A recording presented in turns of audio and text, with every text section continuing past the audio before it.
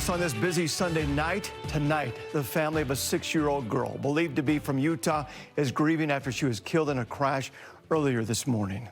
Utah Highway Patrol said it happened on Highway 6 near Helper in Carbon County. News specialist Shelby Lofton joins us live now. Shelby, you found there have been several deaths on this exact stretch of road. Debbie, that's right. In the last few years, there's been a number of fatal crashes on US 6, specifically in Carbon County.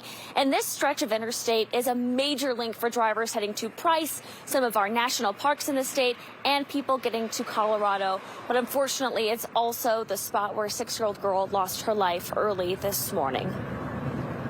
The father said his daughter was in the car with him. On a dark stretch of windy roads. It looks like there was a red pickup truck headed westbound on Highway 6 and a semi-truck headed eastbound. Utah Highway Patrol says the vehicles collided. It looks like the pickup truck crossed over the double yellow lines in oncoming traffic and hit the semi head on. Lieutenant Evan Kirby was one of the first responders on scene around 5 a.m. First, the driver of both vehicles were out of their cars walking around. He says moments later, the driver of the pickup truck went to check on his daughter, who was sitting on the passenger side. She was in a booster and properly restrained. The damage was just so significant it wasn't able to keep her safe. Kirby says drowsy driving was at play. He was on his way back from Colorado Springs and had been driving several hours last night before the crash. He said the east and westbound lanes in this spot are divided by a painted double yellow line.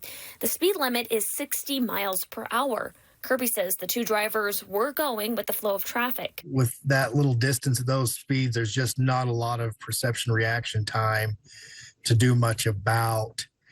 And so the semi-driver just didn't have an opportunity to do anything about it. In September, one person was killed and others seriously injured in a head-on crash in the same area.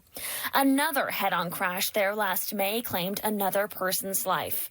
In all of those incidents and several others, investigators said one of the drivers crossed over into the lane traveling the opposite direction. As we're going into the summer months, we will see an uptick in traffic on that stretch of road. Lieutenant Kirby emphasized taking breaks and being alert behind the wheel. It could save a child's life. When there's children involved, it's always very hard on everybody. And UHP told me they're still investigating the official cause of this crash, but they told me they have reason to believe that drowsy driving played a huge role in it. I'll send it back to you. Such a tragedy there. Thanks a lot. Shelby Lofton live for us tonight.